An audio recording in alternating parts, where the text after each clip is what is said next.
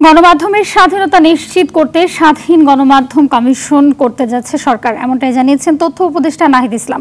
সকালে সচিবালয়ে নিজ দপ্তরে দায়িত্ব পাওয়ার পর গণমাধ্যম কর্মীদের সাথে মতবিনিময় সভায় এই কথা জানান তিনি। এছাড়াও আলোচিত সাংবাদিক দম্পতি সাগর রুনি হত্যাকাণ্ডের সুষ্ঠু বিচার হবে জানিয়ে তিনি বলেন, বিষয়টি নিয়ে নতুন করে তদন্ত করা হবে।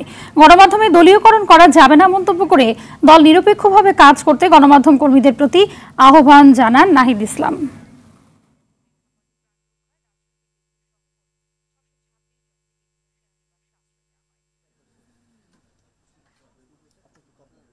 দুর্নীতি, স্বজনপ্রীতির কোনো স্থান আমরা এখানে দেখতে চাই না। প্রতিষ্ঠানগুলোকে সম্পূর্ণ নিরপেক্ষভাবে আমাদেরকে দাঁড়া করাতে হবে এবং সাংবাদিকদের প্রতিও গণমাধ্যমের প্রতি আহ্বান থাকবে।